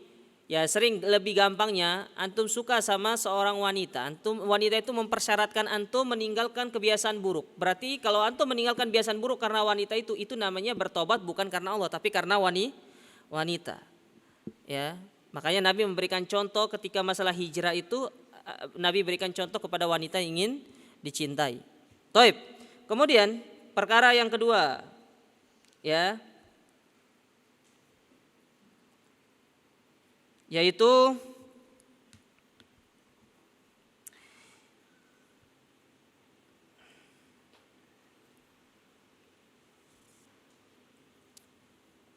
al-mujahadah, terus bersungguh-sungguh. Ya, kita terus bersungguh-sungguh. Ya. Terus kita semangat. Kalau dalam satu kondisi kita itu misalkan merasakan kefuturan, ya lawan kefuturan itu dengan terus melakukan ketaatan kepada Allah Ta'ala. Kemudian yang berikutnya, yang keberapa? Yang ketiga, yaitu kisoril amal wa tadzakurul akhirah atau tadzakurul akhirah. Sedikit atau pendek hayalan, pendek angan-angan dan banyak mengingat akhirat. Ya. Orang tobat itu tidak perlu panjang angan-angannya. Ya, saya mau begini, jangan usah. Banyak ingat akhirat. Ya, karena kita tidak tahu umur kita itu jamaah sekalian, kita tidak tahu. Ya memang Nabi pernah mengatakan umur manusia itu 60 sampai 70, tapi itu ala wajhil am secara global. Tapi banyak di antara kita yang meninggal sebelum sampai umur ya 60, bahkan ada yang belum genap 1 hari sudah meninggal dunia. Ya. Taib. Kemudian berikutnya yang keberapa? Yang keempat, ya, yaitu al-ilmu, belajar. Nah, kayaknya setelah antum tobat itu antum belajar. Ya. Salah orang yang selesai bertobat tapi dia tidak mau hadir di majelis ilmu. Ini tobatnya tobat palsu namanya itu, tobat sambal. Ya. Tobat sambal namanya. Ya. Belajar tentang adab. Ya. Saya rekomendasikan untuk antum. Saya anjurkan untuk antum yang baru berhijrah, baru bertobat. Yang pertama kali yang harus antum tanamkan ke dalam diri antum adalah perbaiki adab. akhlak, etika, dan akidah. Nggak usah baru tobat itu Ustadz, anak mau ikut kajian pranikah. Ya penting itu, ya penting. Anak katakan penting, ya. Tapi kalau antum belum pingin menikah sebaiknya nggak usah. Nanti antum berhayal. Ya, apalagi bacaannya nanti kitab mahkota pengantin. Apalagi sutra ungu. Apa mana aja mah?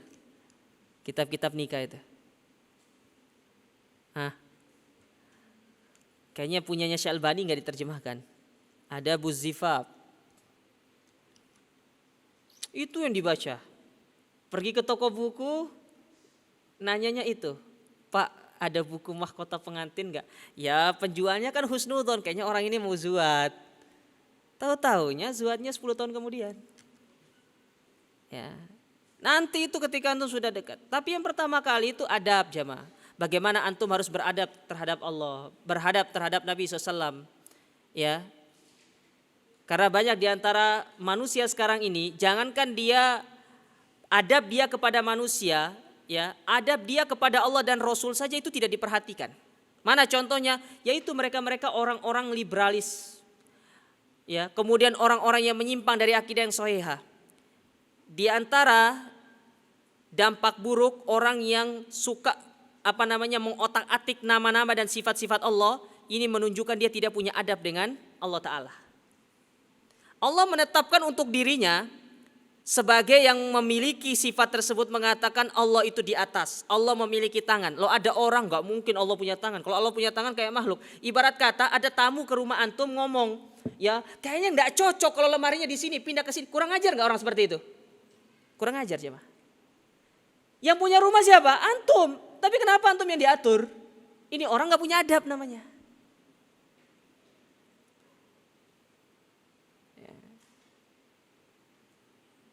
Makanya adab terhadap Allah Ta'ala itu harus diperhatikan. Adab terhadap Rasul harus diperhatikan. Oleh karenanya ketika kita belajar masalah adab, selalu adab yang pertama itu masalah itu. Ya. Pelajari. Adab terhadap guru. Ya. Di antara adab terhadap guru yang sudah hilang sekarang ini adalah, sekarang itu bukan guru, bukan murid yang nanti gurunya. Guru yang menanti muridnya. Syekh bin Baz rahimahullah, ya, beliau ketika hendak pengajian, 1 jam sebelum pengajian rumahnya sudah full, penuh, ya, sudah ditunggu sama jamaahnya. Baik kalau antum melihat di masjid-masjid Nabawi itu, di halakoh, selesai sholat maghrib, selesai sholat subuh. Biasanya kalau kajian itu asar, subuh, maghrib. Selesai 3 sholat ini, yang sering ana lihat ya dari pengalaman ana itu, seperti Syekh Abdul Muhsin Al-Abad, ulama senior. Kalau selesai salam, itu sudah kayak semut yang bertebaran datang ke majelis beliau itu, duduk. Padahal syekhnya belum datang. Masih 20 menit lagi, masih di perjalanan beliau itu. Tapi sudah softnya Masya Allah rapat ya. Antum kalau datang ke sana telat dikit, paling belakang dapatnya. Nah ini penuntut ilmu gitu. Sekarang enggak. Ya, guru yang nanti jamaahnya, guru yang nanti muridnya. Kalau ditanya kenapa enggak ada kajian, sibuk Ustadz. Antum kira ustadznya enggak sibuk? Ustadznya juga sibuk. Tapi meluangkan waktu untuk berbagi ilmu, ini diantara bentuk apa? Kasih sayang. Andaikan sekiranya kita berandai-andai ini. Memang tidak boleh berandai-andai sebenarnya. Andaikan ustadz itu tidak mau ngajar karena mempertahankan adab tersebut, betapa banyak orang yang akan jahil terhadap agama, khususnya Surabaya ini.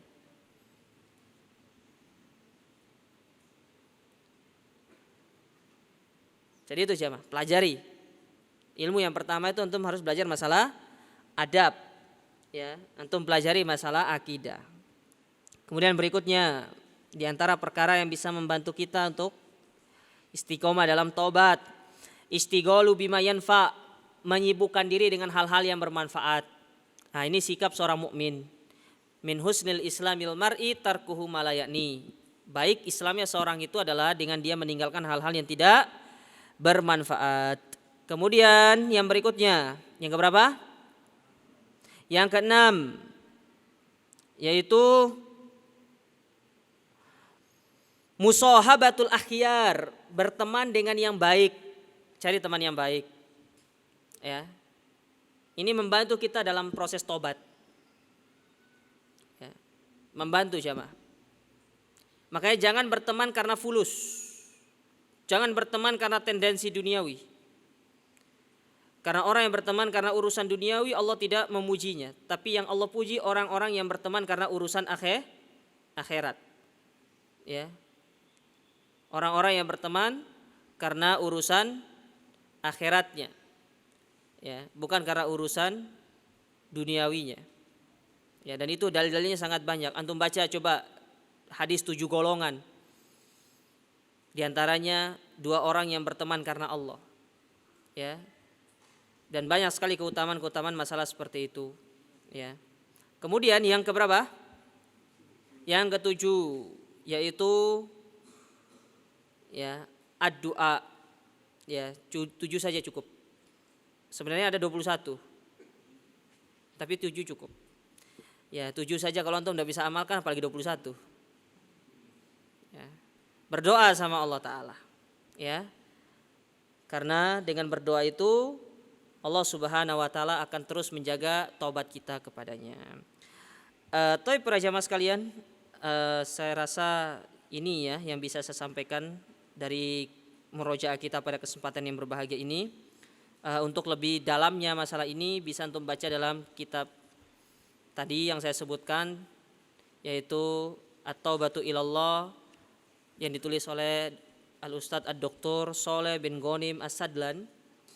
Ya, kemudian bisa juga antum membaca buku yang berjudul At-Taubatu Wadhifatul Umur, atau yang paling gampangnya antum cari buku ini nih. Punyanya Al-Ustadz Al-Walid ya, Ustadz Yazid Ibn Abdul Qadir Jawaz, yang berjudul Taubat Kewajiban Seumur Hidup. Antum cari. Warnanya hijau. Ada yang bilang ini warna biru. Warna apa ini? Biru ya. Ya, warna ini ya. Antum cari. Tapi jangan sembarangan taruh buku ini jamaah ya. Karena di depan itu ada tulisan Allah. Ingat, buku apapun kalau ada ayat-ayat Al-Quran di dalamnya jangan sembarangan. Ya. Karena itu termasuk kurang adab. Penuntut ilmu itu menghormati ilmunya, kitab-kitabnya. Ya. Bukan saking menghormati kitab-kitab nanti antum tidak baca juga. Ya. Ya. Tapi harus dirawat ya. Kalau bisa setiap bulan beli kitab satu. Jadikan itu sebagai warisan yang akan antum wariskan kepada anak antum. Ya. Kalau antum wariskan harta habis. Ya, tapi kalau antum wariskan ilmu, manfaatnya untuk diri antum dan juga anak antum nantinya. Wallahu a'lam, kita jawab pertanyaan di sini. Ya. Jam berapa adzannya? Hah? Jam berapa? Berapa menit lagi? 20? 20 atau 15? Ya, kita jawab pertanyaan. Ada pertanyaan enggak situ? Banyak sekali.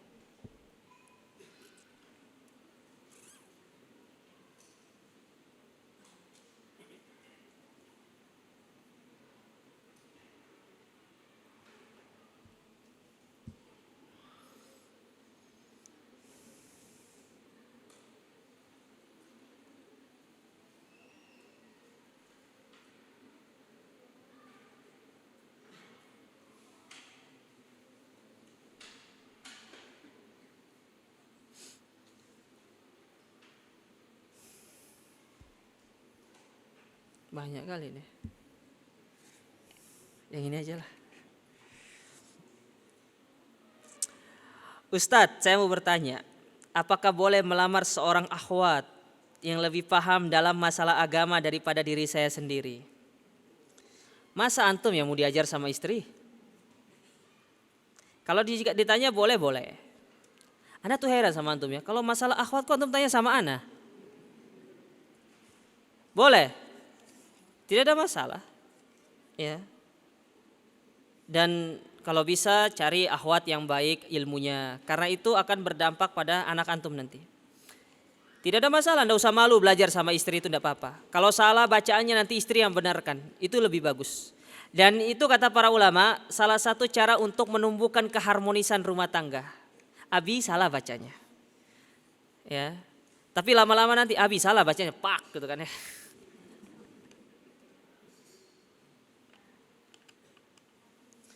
Bolehkah sholat taubat nasuha dilakukan pagi atau harus malam hari? Boleh, kapan saja boleh. Ya. Terutama pada waktu-waktu yang tidak terlarang waktu sholat.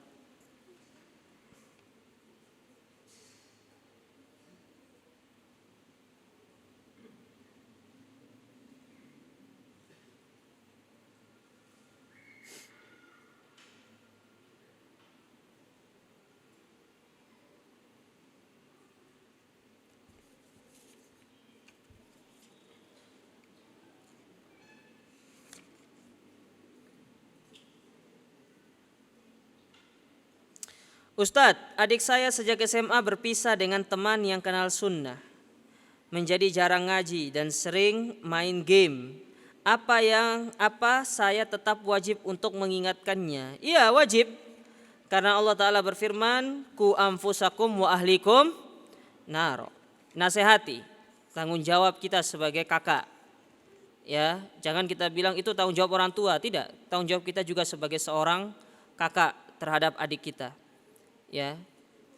Jadi kerabat, ketika Allah menyebutkan kerabat itu bukan hanya orang tua, tapi masuk ke dalamnya adik, kakak, ya, tante, bibi, tante, ya, segala macam lah, om, paman, ya, semuanya masuk.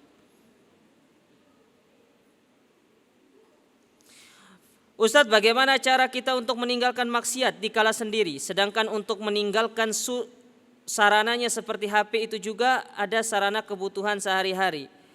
Caranya jangan sering-sering sendiri. Ya, jangan sering-sering sendiri.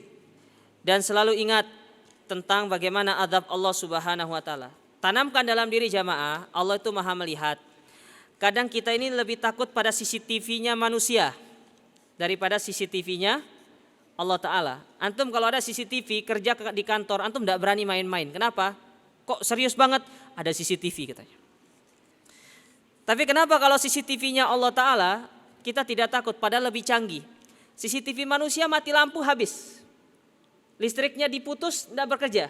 Tapi CCTV-nya Allah Ta'ala, antum mau sembunyi dalam kondisi apapun, wallahu ya'lamu ma fis sirri wal alaniyah. Allah tahu apa yang kita lakukan, yang kita ucapkan, yang kita kerjakan, baik dalam kondisi kita sendiri maupun dalam kondisi kita beramai-ramai. Allah tahu. Makanya kita ini harus lebih takut. Tanamkan rasa takut kita kepada Allah. Muraqabatullah. Allah senantiasa mengawasi diri-diri kita. Ya, kalau sudah demikian insyaallah jamaah. Ya, dan terus berdoa kepada Allah Ta'ala.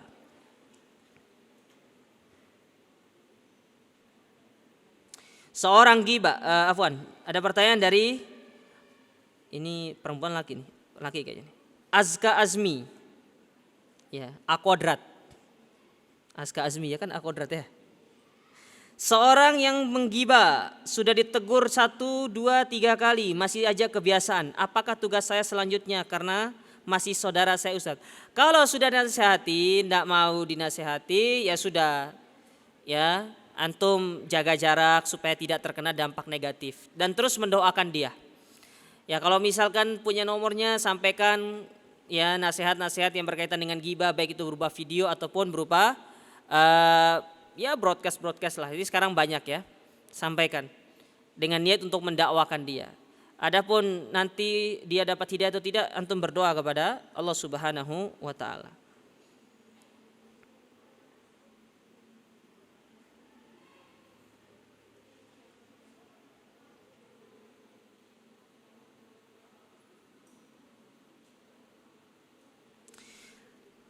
Kenapa manusia menganggap ghibah itu sepele? Karena mereka jahil akan dampak buruk serta hukuman bagi orang-orang yang suka menggibah. Antum menyepelekan sesuatu karena antum tidak tahu tentang punishmentnya, hukumannya. Ya, seperti ada orang, kenapa ngelawan arah? Sudah nggak ada polisi. Sudah kena tilang baru tahu rasa. Benar atau tidak?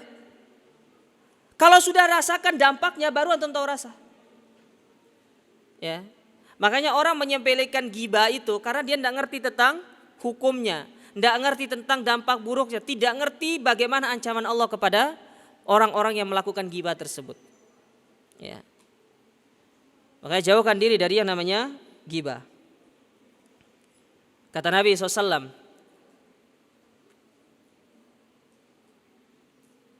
ya, ghibah itu adalah engkau memakan bangkai saudaramu. Kalau bangkai binatang saja kita tidak mau makan, apalagi bangkai saudara kita.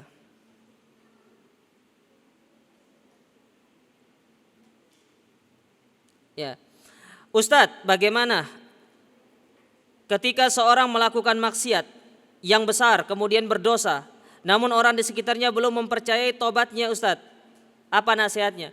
Ya, antum tobat bukan untuk memperlihatkan manusia, tapi untuk meminta ampunan dari Allah. Mau manusia tidak percaya sama antum itu urusan mereka. Yang penting antum bertobat sama Allah Subhanahu wa taala dan tampilkan akhlak yang baik kalau memang antum sudah tidak melakukan perbuatan tersebut. Adapun orang bisa terima atau tidak itu butuh waktu jamaah. Butuh proses. Ya, butuh timing.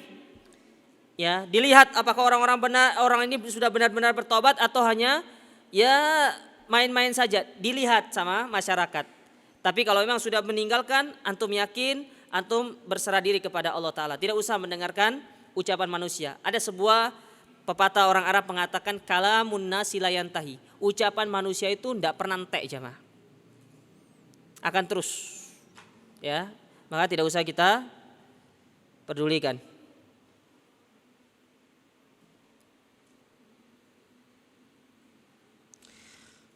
Dari fulana, bismillah, Ustadz izin bertanya.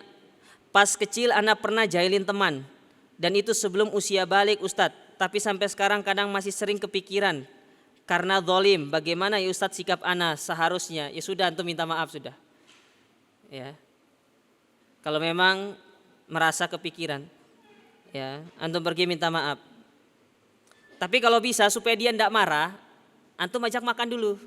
Nanti setelah dia kenyang, enggak apa-apa dia pesan apa? Oh, anak mau pesan ini yang paling enak buat dia, terserah. Tapi setelah makan, setelah kenyang, afwan ya, anak minta maaf, anak dulu pernah buat masalah. Enggak mungkin mau dikembalikan makanan itu. Anak yakin, setelah itu dia akan mengatakan, wis enggak apa-apa, itu sudah masa lalu. Tapi hatinya, orang ini sogok saya ternyata ya. Nah, itu trik untuk menjadikan orang itu supaya ya bisa memaafkan kita. Tapi itu kembali lagi tadi jamaah ya. Terkadang ada hal-hal yang memang perlu untuk kita minta maafkan, tapi dia tidak menimbulkan kegaduhan yang lebih besar. Tapi kalau itu akan berpotensi tadi sebaiknya tidak usah. Sebaiknya tidak usah, cukup mendoakan dia.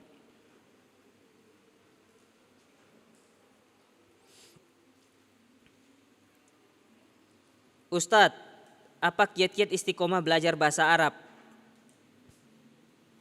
Ya jangan malas. Sebenarnya orang belajar bahasa Arab itu bisa langgeng atau tidak itu tergantung niat jamaah. Niat antum belajar bahasa Arab itu apa? Ya. Kalau niat antum untuk belajar bahasa Arab supaya bisa memahami ilmu agama, Allah bantu. Ya, Allah bantu. Dan di dalam belajar itu secara umum ya, kita tidak hanya ngomong bahasa Arab, secara umum memang dia tidak mudah jamaah. Ya. Dia tidak bisa dilakukan dengan bersantai-santai. Dia tidak bisa dilakukan dengan setengah-setengah, niat setengah itu tidak bisa. Makanya ada sebuah ungkapan dari para ulama, la yustata'ul ilmu birohatil jasad. Ilmu kalau dicari dengan bersantai-santai, berleha-leha, tidak akan bisa diraih. Harus capek. Lihat bagaimana para ulama dahulu, Imam Ahmad, Imam Bukhari, Imam Muslim. Ya, mereka berjalan mencari ilmu. Dulu jalan kaki lah, sekarang antum tinggal ngegas tangan, ngegas kaki, masa tidak bisa? Terus kajiannya di mana-mana lagi. Bayangkan kalau misalkan kita hidup di zaman Imam Ahmad, tinggal di Baghdad, cari hadis menuju Madinah misalkan, menuju dari Baghdad ke Damaskus, ke Suriah, jalan kaki, masyan alal akdam, ya, nggak ono sepeda pak, naik onta pun ya onta jalannya ya, antum lihat onta gimana jalan onta, ya, nggak pakai sepeda motor, tidak pakai ninja, tidak pakai beat, ya, jalan kaki. Tapi karena tekad, jarak yang panjang menjadi singkat, panas yang sangat itu menjadi adem karena niat dan tekad. Lah kita apa yang kurang? Kesungguhan, tekad kita yang kurang jemaah. Jadi tidak bisa kalau kita tidak bersungguh-sungguh, tidak semangat itu tidak bisa. Jadi jangan setengah-setengah. Ketika antum sudah memutuskan antum ingin baca bahasa Arab, ya sudah, ya bahasa Arab ya sudah, bulatkan tekad, bulatkan niat, apapun nanti yang akan bisa menjadikan kita berpaling, ya upayakan jauhi. Segala hal-hal yang bisa menjadikan kita nanti tidak akan semangat lagi kita jauhi. Ya. Harus capek. Bangun malam hari, ya. Ngafal, baca ini segala macam. Tidak bisa hanya dengan kita bersantai-santai, tidak hanya dengan kita itu hanya duduk diam, tidak bisa jamaah.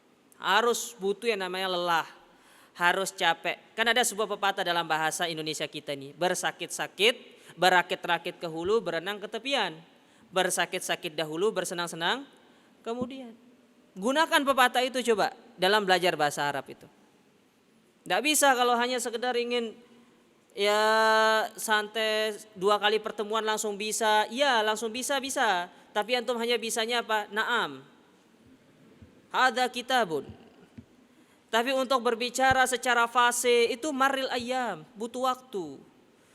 Dan tidak bisa hanya 1 kitab, 2 kitab, 4 kitab, tidak bisa. Butuh banyak kitab. Saya saja secara pribadi belajar bahasa Arab dari sisi bahasa Arabnya saja, khusus bahasa Arab ya, pure buku bahasa Arab, tidak dicampur nahu, tidak ini, bahasa Arabnya saja, khusus untuk bahasa Arabnya. Itu ada sekitar 7 buku yang sudah saya pernah pelajari.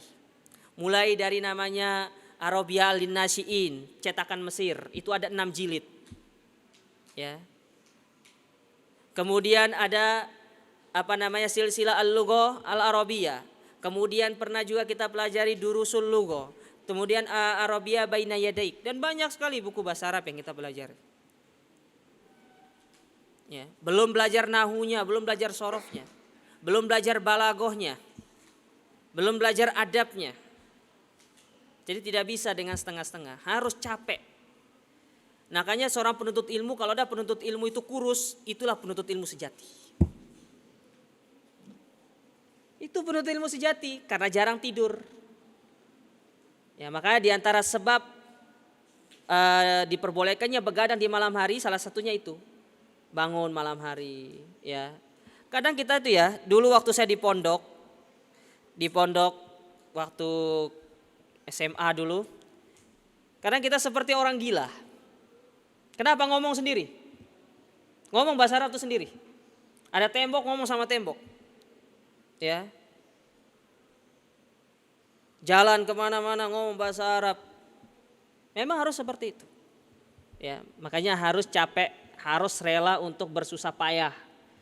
Tidak bisa hanya dengan bersantai-santai atau setengah-setengah. Pegang kata para ulama tadi, la yustataul ilm birohatil jasad.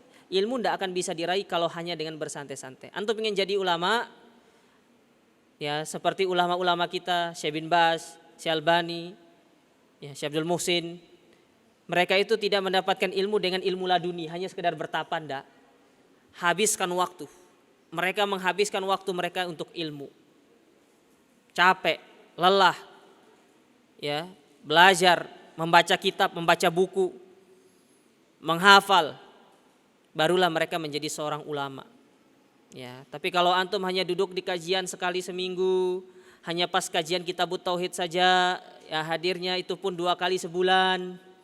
Ya, yang ada bukan antum jadi ulama, tapi yang ada nanti antum ngelama. Ya. Akhirnya berfatwa tanpa ilmu. Tapi para jamaah sekalian, Ini yang bisa saya sampaikan pada kesempatan yang berbahagia ini. Kurang lebihnya kami mohon maaf. Semoga apa yang disampaikan ini bermanfaat. Ya, mohon maaf apabila ada salah-salah kata. Ya, dan semoga Allah Subhanahu wa taala senantiasa memberikan kita taufiknya untuk terus bisa belajar ilmu agama, untuk terus bisa kita meningkatkan keimanan kita kepadanya. Kita akhiri dengan doa kafaratul majlis. Subhanakallahumma rabbana bihamdika asyhadu an la ilaha illa anta astaghfiruka wa atubu ilaik. Wassallallahu nabiyana Muhammad wa alihi wasallim wa akhiru da'wana alhamdulillahi rabbil alamin. Wassalamualaikum warahmatullahi wabarakatuh.